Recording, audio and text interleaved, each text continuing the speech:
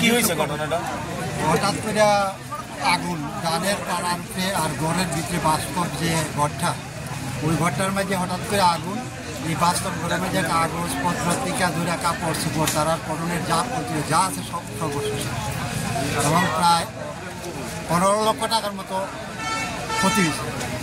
দুইটা ধানের পাড়া, বিরাট বিরাট দুইটা ধানের পাড়া, দুটা পাড়া একদম বলতে গেলে বর্ষ হয়ে গ্রামের মানুষ এবং ফায়ার সার্ভিস তারা জল দিয়ে অনেক সবাই আছে ধরনের ধান কিছুটা হইল হয়েছে, কিন্তু এটা আর জাতের ধান হইত মানে জায়গা এটা সমতল পদ্ধতি। মালিকের নাম কি? অজিত শুক্লবৈদ্য, পিতা অনিল শুক্লবৈদ্য। কটার দিকে ঘটনাটা হয়েছে? টাইমটা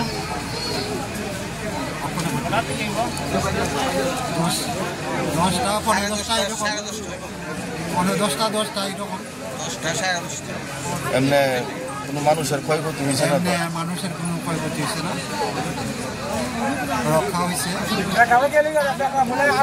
ঠিক আছে, ঠিক আছে। আপনারা তো খবর পেয়ে আসলেন যে ওইখানে আগুন লেগেছে, এটা কি বলবেন এই বিষয়ে? আমাদের উপরে অবশ্যই ফোন আসছে সমুদ্র পদ্ধতিতে একটা বাড়িতে আগুন লাগছে, ঘর প্লাস ধানের পাড়াতে।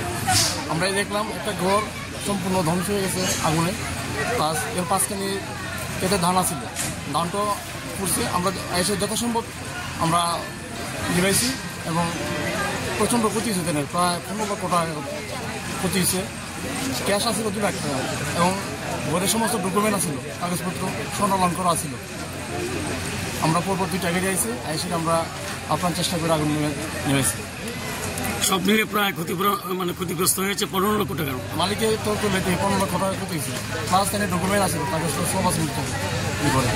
ঠিক আছে।